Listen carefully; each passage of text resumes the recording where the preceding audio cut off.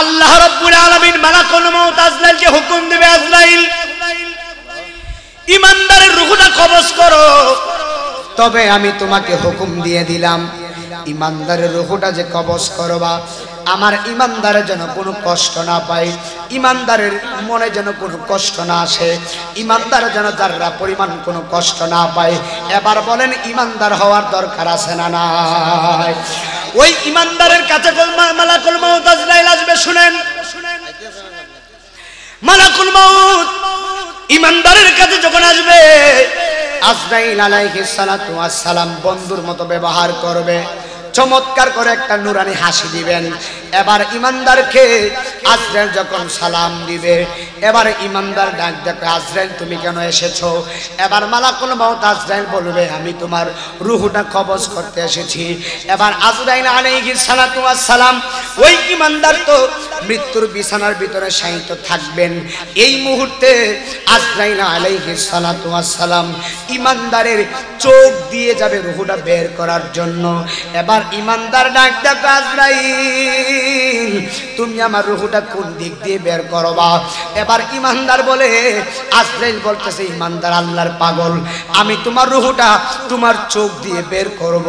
এবার ইমানদার বলতেছে, আজরাইল না না না না, আমার চোখ দিয়ে রূহটা বের করতে দিতাম না। চিৎকার মেরে বলুন না আল্লাহু আকবার। ইমানদার হলে কত লাভ শুনেন। ইমানদার হলে আজরাইলের সঙ্গে যুদ্ধ করতে পারবেন। সুবহানাল্লাহ। আজরাইলের সঙ্গে যুদ্ধ করা কি সম্ভব? ইমানদারের পাওয়ার দিবে কে? কথা বলে না কেন, শক্তি দিবে কে? আজরাইল বলতেছে, তোমার চোখ দিয়ে রূহটা বের করে নিয়ে যাব। ইমানদার বলে, না, আমার চোখ দিয়ে আমি আমার রূহটা বের করতে দিতাম না। এবার আজরাইল বলবে, কেন? ইমানদার ডাক দিয়ে বলবে, একটা মাত্র কারণে, এই চোখ দিয়ে আমি সদা সর্বদা আল্লাহর কোরআনের ওয়াক্কর দেখেছি। এই চোখ দিয়ে আমি সদা সর্বদা আল্লাহর খানায় কাবাগর দেখেছি। এই চোখ দিয়ে আমি আমার নবীজির রওজা মুবারক দেখেছি। এই চোখ দিয়ে আমি আমার রূহটা বের করতে নিতে দিতাম না। পরে আমার গোয়ালগাঁওয়ের বাবা,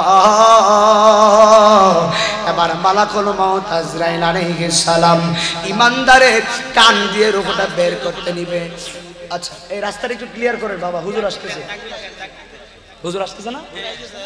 নারায়ে তাকবীর।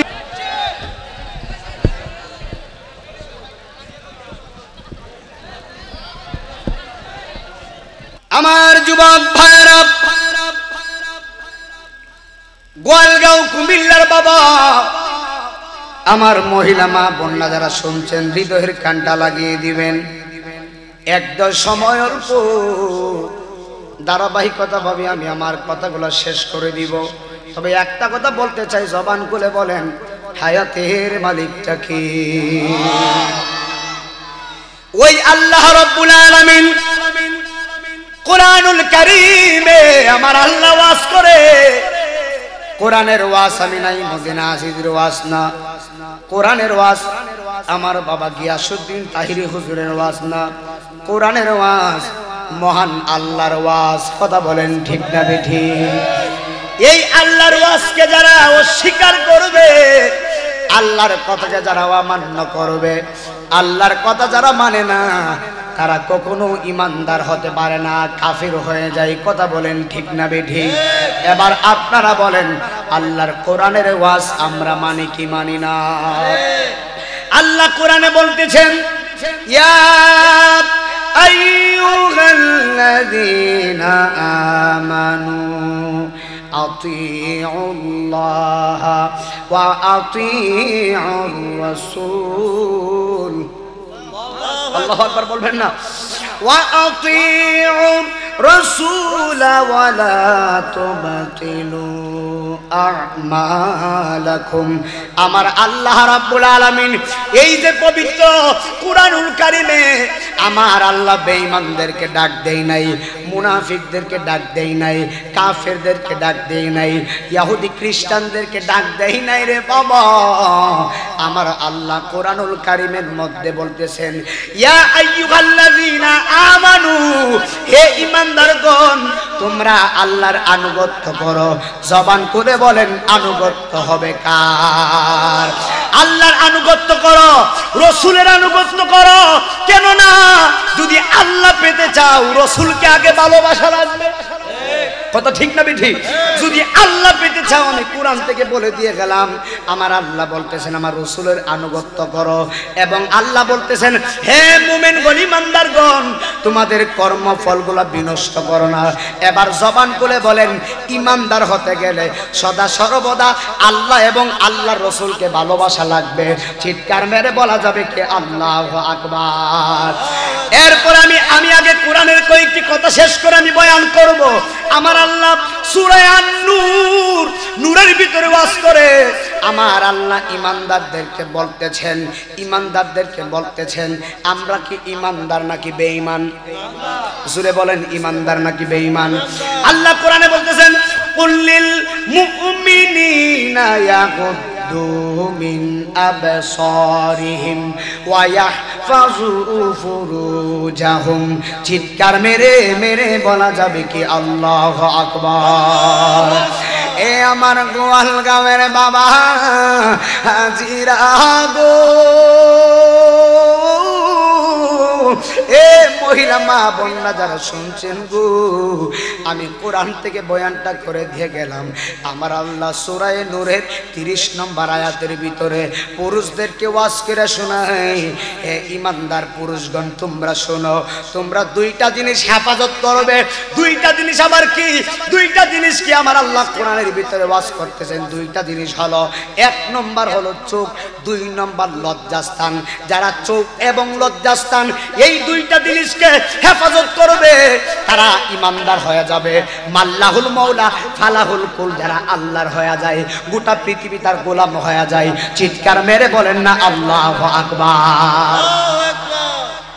কি রে, 30 নম্বরে বলছে পুরুষদের কথা, আবার 31 নম্বরে আমার আল্লাহ নারীদেরকেও বলেছেন, নারীদেরকেও বলা হয়েছে তোমরাও তোমাদের লজ্জাস্থান এবং চোখকে হেফাজত করো। তাহলে লজ্জাস্থান এবং চোখ দুইটাকে হেফাজত করা লাগবে। একটা কথা মনে রাখবেন, হাসরের ময়দানে আপনার জবানটা বন্ধ করে দেওয়া হবে। তখন হাসরের দিনে আপনার হাত আপনার বিপক্ষে সাক্ষী দিবে, আপনার চোখ আপনার বিপক্ষে সাক্ষী দিবে, আপনার পুরো অঙ্গ প্রত্যঙ্গ বিপক্ষে সাক্ষী দিবে রে বাবা। হাসরের ময়দানে মা সন্তানকে চিনবে না, সন্তান মার চিনবে না, কেউ কারো আপন হবে না। আমারে বলা হয়েছে কবর এবং হাসর নিয়ে কিছু কথা বলার জন্য। ওরে আমার গোয়ালগাঁওয়ের বাবা, কেমনে বুঝাই কবর কত ভয়ানক জায়গা, কেমনে বুঝাই হাসর কত ভয়ানক জায়গা। গরমের কারণে আমি ওয়াজ করতেছি, কিন্তু আমার ফ্যান দিয়া বাতাস করা হচ্ছে, এরপর আমার প্রচুর গরম লাগতেছে। কিন্তু হাসরের ময়দান এমন একটা ময়দান রে বাবা, যে হাসরের ময়দানে মা সন্তানকে চিনবে না, সন্তান মাকে চিনবে না, আপন ভাই আপন ভাইরে চিনবে না, আপন বোনকে চিনবে না। একজন দরদি আছে, একজন মায়ার নবী আছে, ইনি ঈসা রুহুল্লাহ না, তিনি মুসা কালিমুল্লাহ না, ইব্রাহিম খলিলুল্লাহ না, এমন একজন দরদিয়া নবী আছে, যেই নবী 63 বছর জিন্দেগীর মধ্যে একটা সেকেন্ডের জন্য নবী উম্মতকে বলে নাই। নবী দুনিয়াতে আইসাও উম্মতি উম্মতি করেছেন, হাসরের ময়দানে সিজদায় পড়ে নবী রব্বি হাবলি উম্মতি উম্মতি বলবেন। উনি আর কেউ না, উনি হলো মুহাম্মাদুর রাসূলুল্লাহ সাল্লাল্লাহু আলাইহি ওয়াসাল্লাম। চিৎকার মেরে মেরে বলেন না আল্লাহু আকবার। হায়রে গোয়ালগাঁওয়ের বাবা, কবর এবং হাসরের কথা বললেন, সময় অল্প, আমি বুঝাইয়া দিয়া যাই। কবর শব্দের অর্থ হলো নিরাপদ জায়গা, কবর শব্দের অর্থ হলো গর্ত, আর হাসর শব্দের অর্থ হলো একত্রিত করা। সব মানুষগুলার একত্রিত করা হবে। আগে মরতে হবে, আগে সাকরাতের বিছানায় পড়তে হবে, তারপরে কবরে যেতে হবে। কবরের পরে হাসরে উঠতে হবে। যাদের মরণ ভালো তাদের কবর ভালো, যাদের কবর ভালো তাদের হাসর ভালো। কথা বলেন ঠিক না? এই জন্য আল্লাহ কোরআনে বলেন কুল্লু নাফসিন যায়িকাতুল মাউত। আল্লাহু আকবার। সব প্রাণী মরণশীল, মরণের পিয়ালা পান করা লাগবে। আমি নাই মদিনা থেকে আপনাদের কুমিল্লাতে আজকে আসলাম, এমন হতে পারে আজকের এই মাহফিল আমার জন্য জীবনের শেষ মাহফিল। বাবা কথা বলেন না ঠিক না ঠিক? এমন হতে পারে আমার হুজুরের জন্য আজকে শেষ মাহফিল, হুজুরের জন্য শেষ মাহফিল। এমন হতে পারে আগামীকাল এমন সময় আমরা কবরে থাকতে পারি। কথা ঠিক না ঠিক? এমন হতে পারে এখানে যতগুলো মানুষ আছেন কার জন্য জানি 3.5 হাত কবরের মাটি পাগল হয়ে গেছে, কার জন্য জানি দর্জির দোকানের সাদা মার্কিন কাপড় পাগল হয়ে গেছে, কার জন্য জানি পাশের জারের বাস অপেক্ষা করতেছে রে বাবা, কার জন্য জানি রে মসজিদের বারান্দায় 4 পায়ে পালকি অপেক্ষা করতেছে। ওরে জীবন গুনাই গুনাই গেল রে বাবা, বলবো ইনশাআল্লাহ, শুনেন বলেন। ওরে জীবন গুনাই গুনাই গেল রে, সংসার সংসার কো ওইরা ববে গো, আরে ডাকলা না মাওলা রে,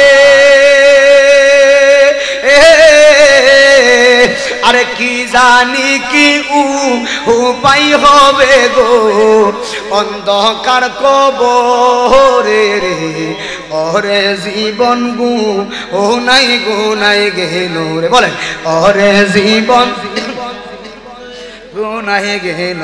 আরে ছেলে মেয়ের মা আয় আয় পইরা গো, আরে জায়গা জমির মা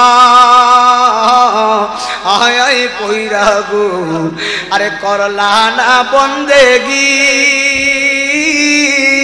আরে কিভাবে কাটা হাইবা মনোরে কবরের জিন্দিগি রে, ওরে জীবন গুনাই গুনাই গেল রে। জোরে জোরে কন্যা আল্লাহু আকবার।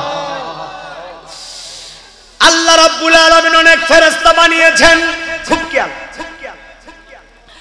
এর মধ্যে আল্লাহ 4টা ফেরেশতা বানিয়েছেন, বিশিষ্ট ফেরেশতা।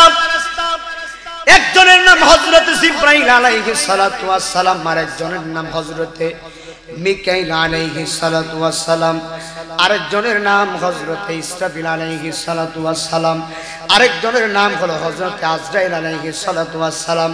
কিন্তু কিতাবের মধ্যে আমি পড়েছি আজরাইল, এত বড় আজরাইল, আমার আল্লাহ রাব্বুল আলামিন মালাকুল মউত আজরাইলকে এত শক্তি দিয়েছেন, মালাকুল মউত আজরাইলকে আমার আল্লাহ এমন পাওয়ার দিয়েছেন। ওরে আমার বাবা, আজরাইলের ডান হাতটা সৃষ্টির প্রথম প্রান্তে। আল্লাহু আকবার বলেন। ডান হাতটা কোথায়? কিতাবী কথা বলতেছি, একটু মনোযোগ দিয়েন। আজরাইলের ডান হাত সৃষ্টির প্রথম প্রান্তে, বাম হাত সৃষ্টির শেষ প্রান্তে। আজরাইলের পা জমিনে আর আজরাইলের কল্লাটা একেবারে আসমানে লাগানো।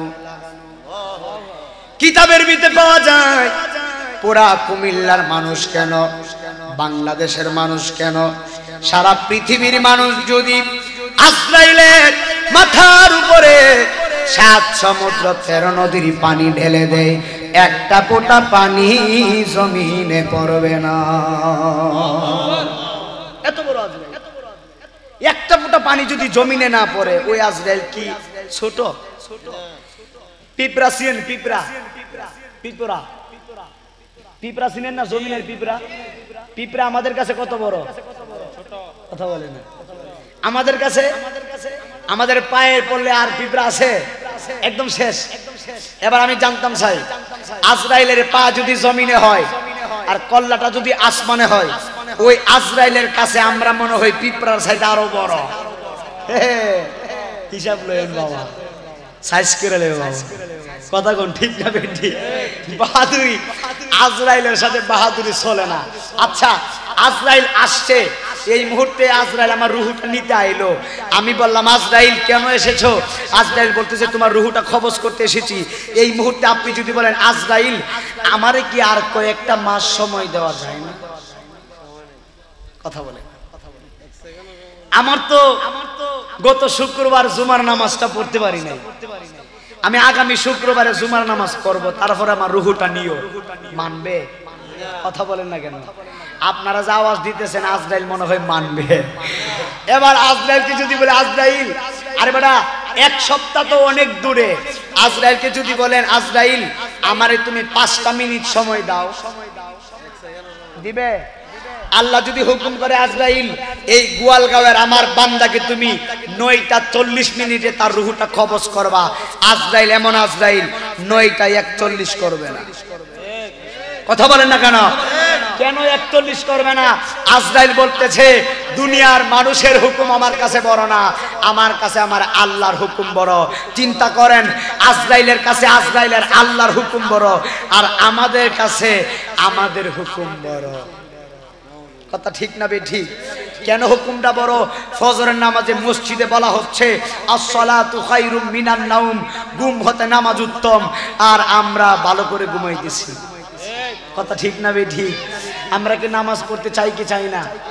এখানে কারা কারা নামাজ পড়বেন 2 হাত তুলে দেখান। নারায়ে তাকবীর, নারায়ে রিসালাত, হাত নামান। এই এলাকাতে মসজিদ আছে না নাই? বাবা মসজিদটা কোন দিকে? আবার বলেন কবরস্থান আছে না নাই? এই কবরে বাবা মা অনেকে ঘুমিয়ে আছে, আমরা ঘুমাবো না? আচ্ছা বলুন তো, আমরা যদি কবরে ঘুমিয়ে যাই আর কি দুনিয়াতে আসতে পারবো? তো 60 বছর 40 বছরের জিন্দিগি, আহা এই 40 বছরের জিন্দিগিতে এত বাহাদুরি। বাবা কবরে একটাবার তাকিয়ে দেখো, তোমার মতো কত শক্তিশালী মানুষ আজকে ঘুমিয়ে আছে কবরে।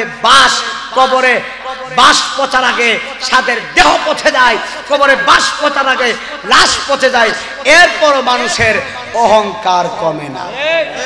কথা বলে না কেন? ঠিক না বেঠে? বাবা কথাটা ঠিক না বেঠিক? কবরের বাস পচার আগে লাশ পচে যায়, এরপরে মানুষের অহংকার করে না। আরে বেটা আজকে শুনো নাইমুদ্দিন আজমি কি বলে দিয়ে যায়, একটা সত্য কথা শুনো। আমাদের বাংলাদেশের প্রধানমন্ত্রী, মাননীয় প্রধানমন্ত্রী শেখ হাসিনা, আপনারা জবান করে বলেন একটা রাস্তার ফকির যদি মারা যায় ওই ফকিরের কবরের জায়গা কতটুকু? কথার আওয়াজ হইতেছে না? আওয়াজ না হইলে আমি ওয়াজ করতে পারি না। একটা ফকির মারা গেলে কতটুকু জায়গা দিবেন? আমি মারা গেলে, উনি মারা গেলে, রাষ্ট্রপতি মারা গেলে, প্রধানমন্ত্রী মারা গেলে 3.5 হইতো না? 5 হাত হইতো না? কত হইব? 3.5 হাত। কিরে বাবা যত মানুষ মারা গেল সবাই 3.5 হাত, 3.5 হাত, 3.5 হাত।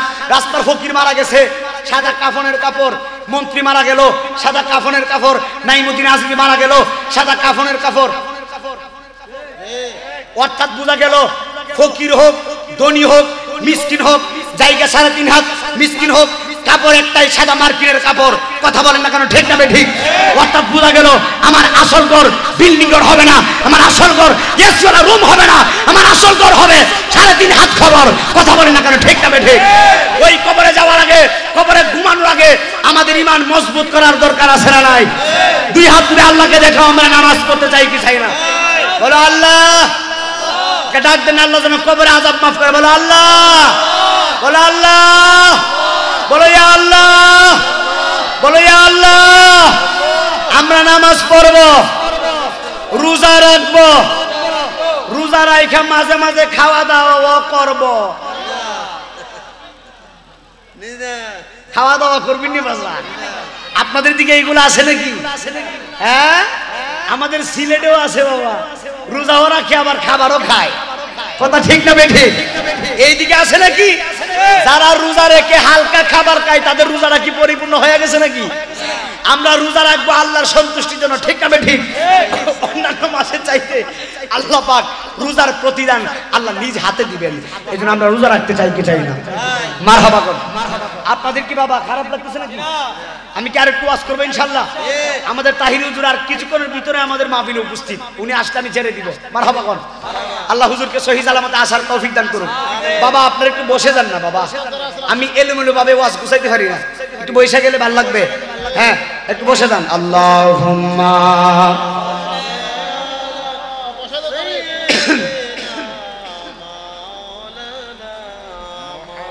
ওয়া আলা আলি সাইয়্যিদিনা। একটা জবান বন্ধ রাখবেন না, চিৎকার মেরে কন্যা আল্লাহু আকবার। আর জবান খুলে বলেন না ইয়া রাসূলুল্লাহ। কষ্ট হচ্ছে, একটু মনোযোগ। বলেছিলাম আজরাইল আলাইহিস সালাতু ওয়াস সালাম অনেক বড় আজরাইল। এই আজরাইলের হাত থেকে পৃথিবীর কোনো মানুষ বাঁচতে পারবে না, সবাই একদিন কবরের বাসিন্দা হওয়া লাগবে। বন্ধুরে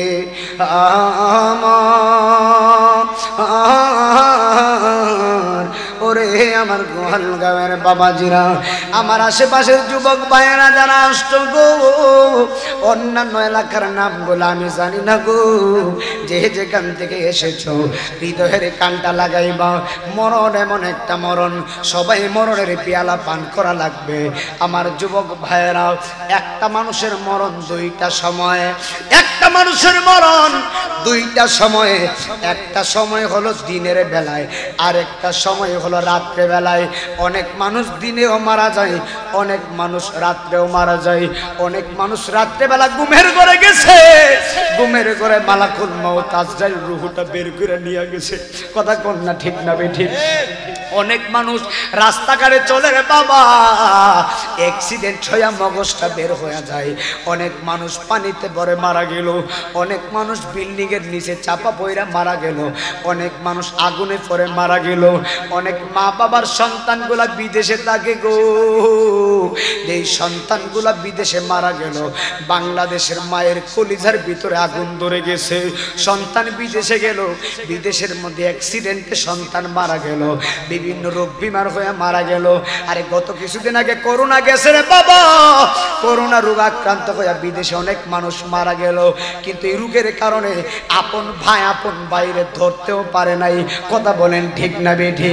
ও আল্লাহ, মরে যাব অসুবিধা নাই, এমন মরণ দিও না, রাস্তাঘাটে মাইরো না, পানিতে ফালায়া মাইরো না। যদি মরণ দিবা রমজান মাসে মরণ দিও। চিৎকার মেরে কন্যা আল্লাহু আকবার। এরে আমার কুমিল্লার বাবা, হৃদয়ের কান্ডা লাগাইবা। মানুষের মরণ দুইটা সময়ে। আল্লামা মুফতি আমজাদ আলী রহমতুল্লাহ আলাইহি কিতাবের ভিতরে, কিতাবের নাম হলো বাহারে শরীয়ত। আল্লামা মুফতি আমজাদ আলী রহমতুল্লাহ আলাইহি বাহারে শরীয়ত কিতাবের ভিতরে তিনি ওয়াকিয়া বর্ণনা করতেছেন। একটা সাধারণ মরণ কারে কই জানেননি? শুনেন শুনেন, মুফতি আমজাদ আলী বলেন, একটা সাধারণ মরণ কারে কই জানেননি? সাধারণ মরণ হলো একটা জীবন্ত বকরিকে জবাই না করে এই বকরিটার মাথাগুলা নিচের দিকে দিয়া, এই বকরির পাগুলা উপরে ঝুলায়া, এই পাটার সাথে রশি বাইদা, গাছের ভিতরে রশি বাইদা, বকরির মাথাটা নিচের দিকে দিয়া যদি তার জবাই না করে এই বকরিটার শরীরের চামড়াটারে চুলায়া তার শরীরের মধ্যে লবণ আর মরিচ লাগাইলে এই বকরিটার যত কষ্ট হইব তার চাইতে 70 গুণ বেশি কষ্ট হইব একটা সাধারণ মরণে। তার চাইতে 70 গুণ বেশি কষ্ট হইব একটা সাধারণ মরণের বাবা। এবার মরণের সময় অনেক মানুষ জিহ্বা বের করে দেয়, মরণের সময় অনেক মানুষ প্রস্রাব করে পায়খানা করে ফলায়, মরণের সময় অনেক মানুষ চক্ষুটা বের করে দেয়, মরণের সময় অনেক মানুষ কত কষ্ট করে। সাখরাতের বিছানার ভিতরে যেই মানুষটা পড়ে গেছে ওই মানুষটা যদি বেঈমান হয়, বেঈমানের মুখের ভিতরে 7 সমুদ্র 13 নদীর পানি দিলেও তার সাখরাতের বিছানায় মৃত্যুর শয্যার ভিতরে যে কষ্ট হবে, এই কষ্ট হলে পানি দিতে থাকলে থাকলে তার পানিটা মুখের ভিতরে যাবে না, এই দিকে বেয়ে বেয়ে পড়ে যাবে। কেন বেয়ে বেয়ে পড়ে যাবে? একটা মাত্র কারণে, আমার আল্লাহ রাব্বুল আলামিন তার পানির দরওয়াজার ভিতরে তালা মেরে দিয়েছেন, কোনোদিন আর তার ভিতরে পানি যাবে না। ওরে আমার বাবা, আমি নাইমুদ্দিন আজিজি গত 10 মে 20 বছর পরিপূর্ণ হলো। আমি নাইমুদ্দিন আজিজের বয়স হলো 20 বছর, ওয়াজ করি 9 বছর ধরে। কিন্তু আমার আব্বা মারা গেল 8 বছর হয়ে গেল। আমার আব্বা, আমার কিন্তু বাবা নাই। আপনারা অনেকে আমার দেখছেন, অনেকে দেখেন নাই, আবার অনেকে ইউটিউবে দেখেছেন। যারা ইউটিউবে দেখেছেন, ওয়াজের অভাব না, প্রত্যেকটা ওয়াজের ভিতরে আমি আমার আব্বার কথা বলি। আজ থেকে 8 বছর আগের কথা, আমার আব্বা যখন সাকরাতের বিছানার ভিতরে পড়ে গেছে, আমি নাইমুদ্দিন আজিজি আমার বাবার বাম পাশে বসে রইলাম। আমি কোরআন শরীফ পড়লাম, বাবার বুকের ভিতরে ফু দিলাম। আমি কি বুঝাইতে চাইতেছি শুনেন। আমি কিতাবের ভিতরে পড়লাম, আজরাইলের পাটা জমিনে, কল্লাটা আসমানে। এত বড় আজরাইল আমার এত ছোট্ট ঘরের ভিতরে, আমার আব্বা বিছানার ভিতরে পড়ছে গো। আমার ঘরের ভিতরে আমার মা, আমার নানি, আমার আত্মীয় স্বজনরা বসে আছে। কিন্তু এতগুলা মানুষের ফাঁক দিয়া কোন দিকে মালাকুল মউত আজরাইল আলাইহিস সালাম আমার বাবার রূহটা নিয়ে গেছে, একটা সেকেন্ডের জন্য আমি বুঝতে পারি নাই। চিৎকার মেরে কি আল্লাহু আকবার বলবেন না? এখানে অনেকগুলা মানুষ আছে, আমার মতো বাবা নাই, আছে না নাই? অনেকগুলা মানুষ আছে মা নাই, অনেকগুলা মানুষ আছে বাবা নাই। বাবা ওয়াজে কণ্ঠ শোনানোর জন্য আসি নাই, ওয়াজে আমার চেহারা দেখানোর জন্য আসি নাই। আমি এসেছি আমার কথাগুলো শুনে কয়েকটা মানুষ যেন আমল করতে পারে। এবার জবান খুলে বলেন, হায়াতের মালিকটা কে?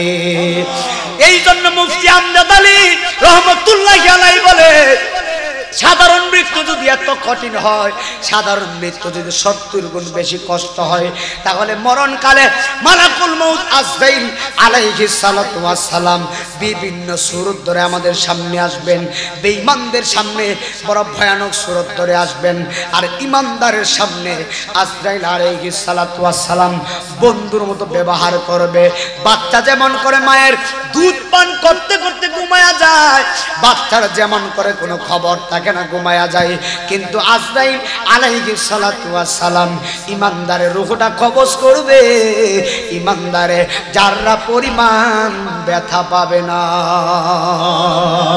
আর জবান খুলে কন্যা আল্লাহু আকবার।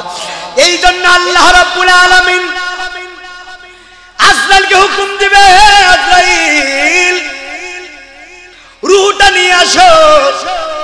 মালাকুল মউত আজরাইল আলাইহিস সালাতু ওয়াস সালাম আল্লাহর হুকুম মানতে বাধ্য। কথা বলেন ঠিক না বেঠিক? কিন্তু তার আগে আরেকটা কথা শুনেন। অনেকগুলা মুরব্বি এখানে, আমি আমার মূল পয়েন্টটা এখন বুঝাইতেছি, আপনারা শুনেন। মূল পয়েন্টটা কি? আমার আম্মা জান হযরতে আয়েশা সিদ্দিকা রাদিয়াল্লাহু তাআলা আনহা প্রত্যেক মুমিনদের মা। কথা বলেন ঠিক না বেঠিক? ওই মা আমার রাহমাতুল লিল আলামিনকে খেদমত করতেছেন। অর্থাৎ আমার নবীর শরীর মুবারক একেবারে ক্লান্ত হয়ে গিয়েছেন, কিন্তু আম্মা জান আয়েশা সিদ্দিকা রাদিয়াল্লাহু তাআলা আনহার উরু মুবারকে আমার নবী হেলান মুবারক দিলেন। আম্মা জানের উরু মুবারকে আমার নবীজি মাথা মুবারক দিয়ে একটু আরাম করলেন। রাহমাতুল লিল আলামিনে দুইটা চক্ষু মুবারক লেগে গিয়েছেন, আমার নবী ঘুমায়া গিয়েছেন। কিন্তু আম্মা জান আয়েশা সিদ্দিকা রাদিয়াল্লাহু তাআলা আনহা আমার নবীজি দাড়ি মুবারক গুলা হাতাইতেছেন। জোরে কোন কি মুবারক? জোরে বলতে হবে। আম্মা জান আয়েশা আমার নবীজির দাড়ি মুবারক গুলা হাতাইতেছেন। এবার হাতাইতে হাতাইতে একটা না দুইটা না, আমার আম্মা জান আয়েশা সিদ্দিকা আমার নবীজির 19টা দাড়ি মুবারক পাকা পাইলেন। চিৎকার মেরে কন্যা আল্লাহু আকবার। 19টা দাড়ি মুবারক পাকা পায়া আম্মা জান আয়েশা সিদ্দিকা চোখের পানি ফালাইয়া ফালাইয়া কাঁদতেছেন। আমার নবীরে কোনো ডাক দেয় না, আমার নবীকে যদিও ডাক দেই না গো, আমার নবী দেখার ক্ষমতা আছে। এবার আম্মা জান আয়েশা সিদ্দিকা চোখের পানি ফালাইয়া যখন কাঁদতেছেন, আমার আম্মা জানের এক ফোঁটা চোখের পানি যায়া আমার নবীজির গাল মুবারকে পড়লেন। চিৎকার মেরে কন্যা ইয়া রাসূলুল্লাহ, এক ফোঁটা চোখের পানি যায়া আমার নবীজির গাল মুবারকে পড়লেন। আমার নবীর ঘুম মুবারক ভেঙে গেলেন। এবার নবী ডাক দেয়া কয়, এ আয়েশা তুমি কেন চোখের পানি ফালাইয়া ফালাইয়া কাঁদতেছো? আয়েশা সিদ্দিকা ডাক দেয়া কয়, নবীজি একটা মাত্র কারণে কাঁদতেছি। কেন কাঁদতেছি জানেননি? আপনি নবীর জবান মুবারকের ভাষা হলো, আপনি নবী নিজেই বলেছেন যাদের একটা দাড়ি পেকে যায়, আপনি নবী বলেছেন যাদের একটা দাড়ি পেকে যাবে মরণ তাদেরকে সিগন্যাল দেয়। কি সিগন্যাল দেয়? বাবা খুব সাবধান। আমি কিন্তু একদম বিষয়ের উপরে কথা বলতেছি যেন ডান বাম সময়টা নষ্ট না হয়। নবী বলতেছেন আমার উম্মতের মধ্যে যাদের দাড়ির মধ্যে একটা দাড়ি পেকে যাবে মরণ তাদেরকে সিগন্যাল দেয়। আহা, আর আমরা দাড়ির ভিতরে কতবার খুব লাগাই, কথা ঠিক না ঠিক? আমার যুবক ভাইয়ের আমরা দাড়ি রাখতে চাই কি চাই না? বাবা আল্লাহর কসম করে বলি, আপনাদেরকে আমার কণ্ঠ, আমাদের চেহারা, আমার সুর শোনানোর জন্য এখানে আসি নাই বাবা। এসেছি আমি গুনাহগারের এক দুইটা কথা শুনে যদি আপনারা আমল করেন, এই উসিলায় আমিও মাপ পেতে পারি, কথা ঠিক না ঠিক? এত কষ্ট করে দেখেন, আমার 3 দিন ধরে আমার কিন্তু খাস, গলার ভিতরে ব্যথা, খুব কষ্টতে গরম পানি খেয়েছি, আমার কিন্তু অতিরিক্ত অসুস্থ। এরপরও আমি কষ্ট করে বুঝাইতেছি কেন বাবা, নবীর এই সুন্নত আমরা রাখতে চাই কি চাই না? যুবক ভাইরা বলো, দাড়ি রাখতে চাই কি চাই না? নামাজ পড়তে চাই কি চাই না? নবী কি বলে? আমি বলি না, আমি যতগুলো ওয়াজ করতেছি এটা আমার ওয়াজ না, আমার নবী বলতেছেন আমার উম্মতের মধ্যে যাদের দাড়িগুলো পেকে যাবে মরণ তাদেরকে সিগন্যাল দিবে। আম্মা জান আয়েশা বলে, ইয়া রাসূলুল্লাহ আমার মনে হয় আপনার খেদমত আমি আর বেশি দিন করতে পারবো না। আপনি নবীর 19টা দাড়ি মোবারক পেকে গিয়েছেন, নবী মাত্র 63 বছর জিন্দেগি পেয়েছেন।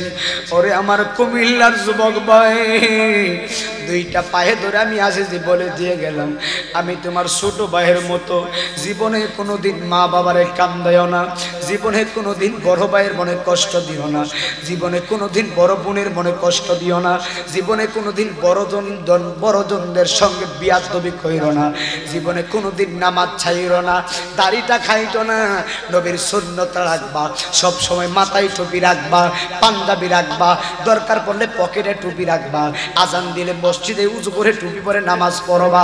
আল্লাহর কসম করে বলি, কবরের বিষয়টা দিছে, কবরের মধ্যে সর্বপ্রথম জিজ্ঞেস করবে মার রব্বুকা, তোমার রবকে। তুমি কিভাবে বলবা? নামাজ পড়ানো রব্বি আল্লাহ বলতে পারবা না।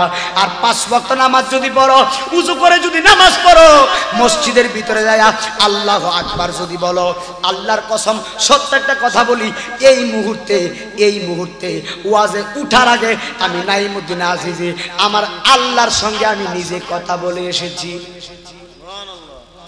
এই মুহূর্তে আমি আল্লাহর সঙ্গে কথা বলেছি, সুবহানাল্লাহ। এখন বলবেন হুজুর আপনি কি বলতেছেন? হাই হাই, এটা তো এই কথা তো জীবনে শুনি নাই। আরে বারে, এই মুহূর্তে আমি আল্লাহর সঙ্গে কথা বলে তারপরে স্টেজে উঠেছি। কারা কারা এশার নামাজ পড়ছেন হাত তুলেন, তারাও কথা বলছে, সুবহানাল্লাহ। কষ্ট, ওয়াজ বুঝতে কি কষ্ট হইতেছে নাকি? আমার ওয়াজ তো ঠিক আছে কিনা? যারা এশার নামাজ পড়ছে তারাও আল্লাহর সঙ্গে কথা বলছে। কেন? আল্লাহ বলে বান্দা যতক্ষণ নামাজ পড়ে ততক্ষণ আমার সঙ্গে কথা বলে। আর সুবহানাল্লাহ কই না? তাহলে নামাজ পড়লে যদি আল্লাহর সঙ্গে কথা বলা হয়, আপনারা জবান করে বলেন, এখন আমি নাইমুদ্দিন আজমি ওয়াজ করতেছি, এই ওয়াজটা যদি আবার আগামী কালকে এখানে করতাম, ওয়াজটা কি ভালো লাগতো? কেন ভালো লাগবে না? একবার শুনে ফেলছি, কথা ঠিক না বেটি? একটা গজল যদি আপনি 1 থেকে 3-4 বার শুনেন, আর ভালো লাগবে? ভালো লাগবে না। একটা মুর্শিদি গান যদি আপনি 5-6 বার শুনেন, আর ভালো লাগবে? কিন্তু একটা কথা শুনেন, নামাজের ভিতরে একটা সূরা আছে, যেই সূরাটা সদা সর্বদা নফল নামাজ বলেন, সুন্নত নামাজ বলেন, ফরজ নামাজ বলেন, সব নামাজে এই সূরাটা সর্বপ্রথম বলতে হয়। আপনারা বলুন তো দেখি, এই সূরাটার নাম কি? একটু জোরে বলেন না। সূরার নাম কি? এই তুমি একটু দাঁড়াও তো ভাই, ছোট ভাই তুমি একটু দাঁড়াও, পাগলা তুমি দাঁড়াও, দাঁড়াও দাঁড়াও দাঁড়াও, আব্বা দাঁড়াও, বার দাঁড়াও, এই দাঁড়াস না বেড়া, দরাস কি লেগে বেড়া, নামটা কি সূরার? সূরা ফাতিহা। ফারো তো সূরা ফাতিহা, ফারো তো। আচ্ছা সূরা ফাতিহা জানেন এমন কোন মানুষ আছে? আমার তো ভালো লাগতেছে, আওয়াজ হইতেছে না তো। সূরা ফাতিহা জানেন এমন কোন মানুষ আছে? কারা কারা সূরা ফাতিহা জানেন না একটু হাত তুলে তো দেখি। সবাই জানি। তাহলে শুনেন, এই যে সূরাটা, সূরা ফাতিহা, আলহামদুলিল্লাহি রাব্বিল আলামিন, এই সূরাটা সর্বপ্রথম সব নামাজে বলা হয়।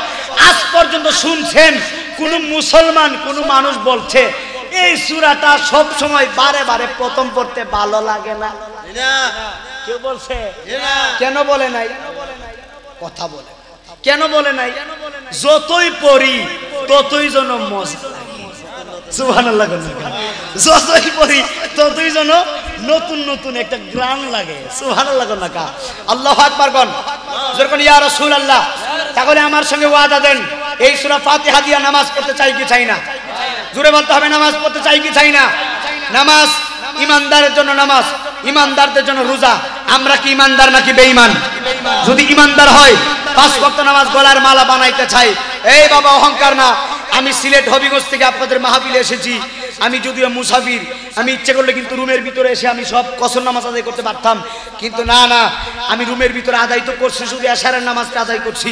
আমি উজু করছি কোম্পানিগঞ্জে, উজু করে গাড়ির ভিতরে আমি আসর নামাজ আদায় করছি, আবার গাড়ির ভিতরে মাগরিবের নামাজ আদায় করছি। ইচ্ছে করলে মুসাফির অবস্থায় ঘরে এসে নামাজ পড়া যায়। এরপর আমি নামাজগুলো আদায় করি। কেন আদায় করি বাবা? এই জন্য আদায় করি, আমি যে আসরের নামাজটা রেখে দিব, আমি যে চিন্তা করতেছি কুমিল্লা গোয়ালগাঁও গিয়ে আসর নামাজ পড়বো, এমনও তো হতে পারে গাড়ির ভিতরে আমি মারা যেতে পারি। কথা বলেন না কেন? ঠিক না বেরি পারেন না কেন? এইবার আজকে ইমানের কথা শুনে যাও।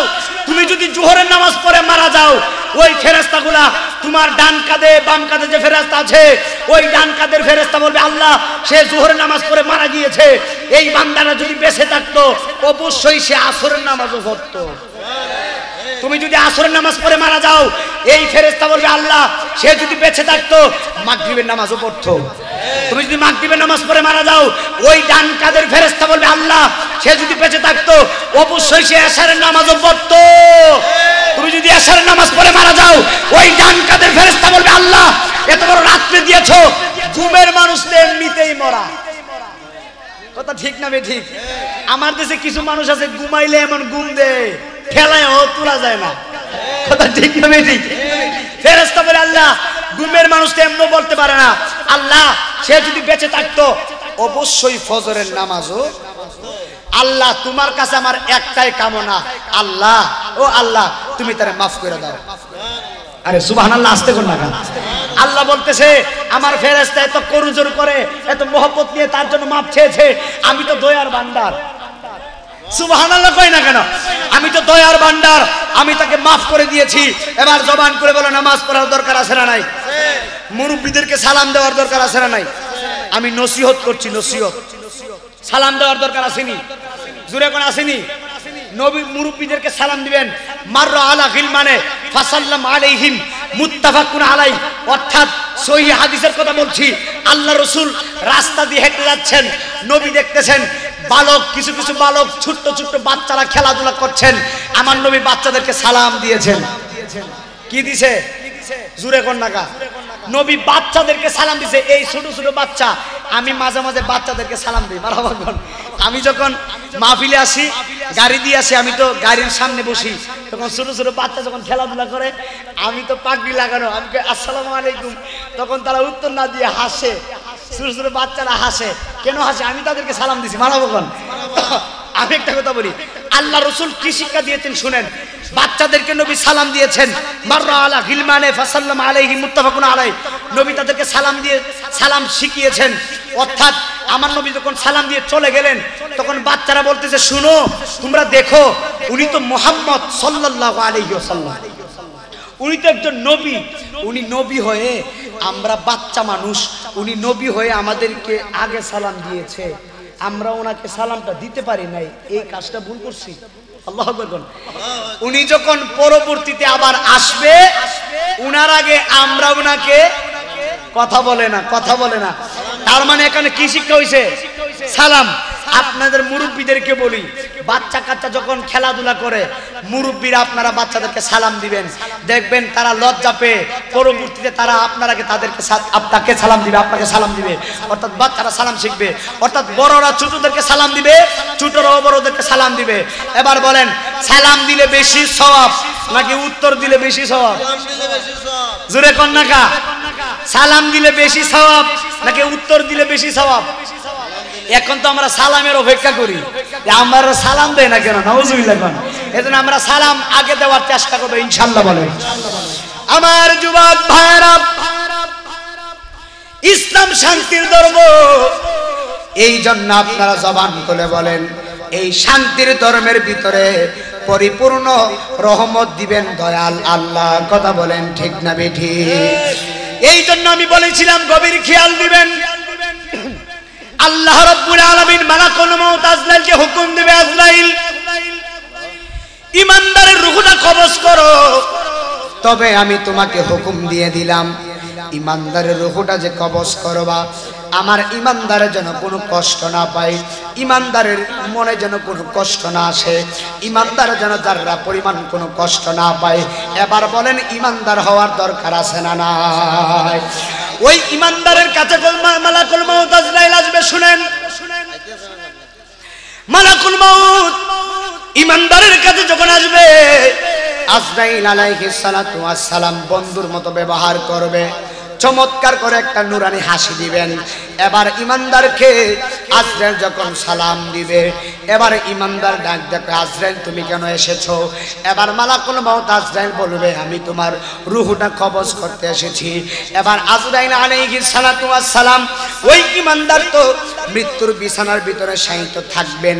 এই মুহূর্তে আজরাইল আলাইহিস সালাতু ওয়াস সালাম ইমানদারের চোখ দিয়ে যাবে রূহটা বের করার জন্য। এবার ইমানদার ডাক দেখে, আজরাইল তুমি আমার রূহটা কোন দিক দিয়ে বের করবা? এবার ইমানদার বলে, আজরাইল বলতেছে, ইমানদার আল্লাহর পাগল, আমি তোমার রূহটা তোমার চোখ দিয়ে বের করব। এবার ইমানদার বলতেছে, আজরাইল না না না না, আমার চোখ দিয়ে রূহটা বের করতে দিতাম না। চিৎকার মেরে বলুন না আল্লাহু আকবার। ইমানদার হলে কত লাভ শুনেন। ইমানদার হলে আজরাইলের সঙ্গে যুদ্ধ করতে পারবেন। সুবহানাল্লাহ। আজরাইলের সঙ্গে যুদ্ধ করা কি সম্ভব? ইমানদারের পাওয়ার দিবে কে? কথা বলে না কেন? শক্তি দিবে কে? আজরাইল বলতেছে, তোমার চোখ দিয়ে রূহটা বের করে নিয়ে যাব। ইমানদার বলে, না, আমার চোখ দিয়ে আমি আমার রূহটা বের করতে দিতাম না। এবার আজরাইল বলবে, কেন? ইমানদার ডাক দিয়ে বলবে, একটা মাত্র কারণে, এই চোখ দিয়ে আমি সদা সর্বদা আল্লাহর কোরআনের ওয়াক্কর দেখেছি। এই চোখ দিয়ে আমি সদা সর্বদা আল্লাহর খানায় কাবাঘর দেখেছি। এই চোখ দিয়ে আমি আমার নবীজির রওজা মুবারক দেখেছি। এই চোখ দিয়ে আমি আমার রূহটা বের করতে নিতে দিতাম না। পরে আমার গোয়ালগাঁওয়ের বাবা, এবার মালাকুল মউত আজরাইল আলাইহিস সালাম ইমানদারের কান দিয়ে রূহটা বের করতে নিবে। আচ্ছা, এই রাস্তাটা একটু ক্লিয়ার করেন বাবা, হুজুর আসতেছে। হুজুর আসতেছে না? নারায়ে তাকবীর, নারায়ে রিসালাত, নারায়ে তাকবীর, নারায়ে রিসালাত। প্রধান অতিথির আগমন, পীর মুফতি গিয়াসউদ্দিন আত্মাই হুজুরের আগমন। নারায়ে তাকবীর, নারায়ে রিসালাত, সাহেবের আগমন। বঙ্গবাসীর পক্ষ থেকে, মাহফিল কমিটির পক্ষ থেকে লাল গোলাপ শুভেচ্ছা। নারায়ে তাকবীর। সবাই বলি মারহাবা। আল্লাহু আকবার বলেন।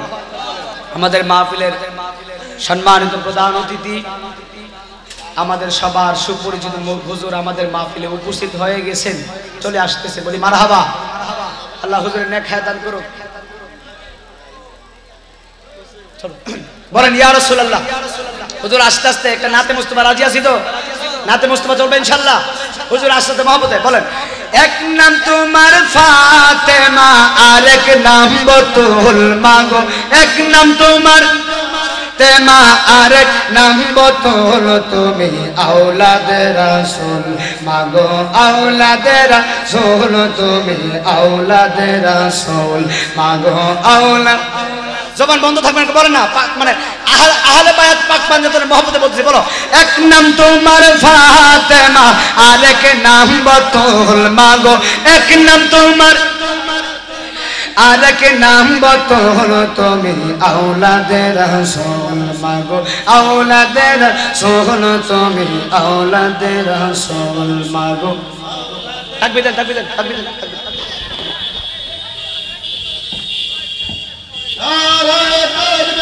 আল্লাহু আকবার, নারে রিসালাত, ইয়া রাসূলুল্লাহ, ইয়া শুকরিন দায়ী হিসেবে রাজমান শুভেচ্ছার স্বাগত, বল্লভাসীর পক্ষ থেকে আন্তরিক শুভেচ্ছা, মাহফিল কমিটির পক্ষ থেকে আন্তরিক শুভেচ্ছা, নারে তাকবীর, আল্লাহু আকবার, নারে রিসালাত, ইয়া রাসূলুল্লাহ, দায়ী হিসেবে আগমন শুভেচ্ছার স্বাগত, দায়ী হিসেবে আগমন শুভেচ্ছার স্বাগত, বল্লভাসীর পক্ষ থেকে আন্তরিক শুভেচ্ছা।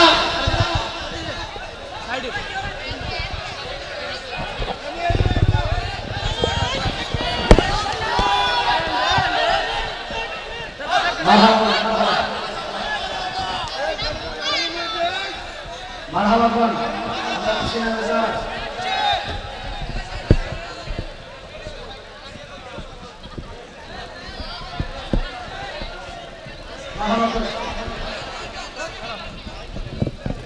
আল্লাহ হুজুরের নেক হায়াত দান করুন, আমিন বলেন।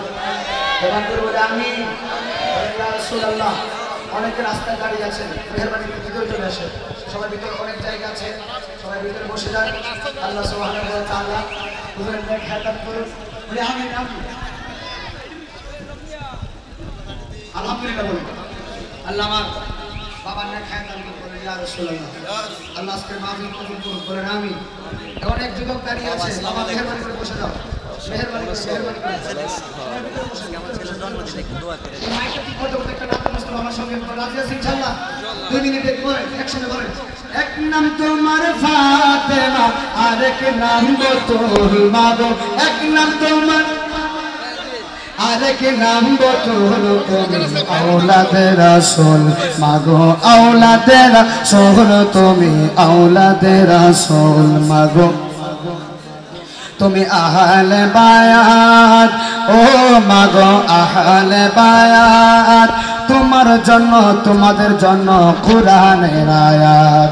আরে তুমি তোমরা সবাই মিলে জান্নাতেরই ফুল মাগো, তুমি তোমরা সবাই মিলে জান্নাতেরই ফুল, তুমি আওলাদে রাসূল মাগো আওলাদে রাসূল, তুমি আওলাদে রাসূল মাগো আওলাদে রাসূল। এক নাম তোমার ফাতেমা আরেক নাম বতুল, তুমি আওলাদে রাসূল মাগো আওলাদে রাসূল, তুমি আওলাদে রাসূল মাগো আওলাদে রাসূল। আল্লাহ পাক আমাদের হুজুরের নেক হায়াত দান করুন, আমিন বলেন। সবাই ভিতরে বসেন, আমার জন্য সবাই দোয়া করবেন। আসসালামু আলাইকুম ওয়া রাহমাতুল্লাহ।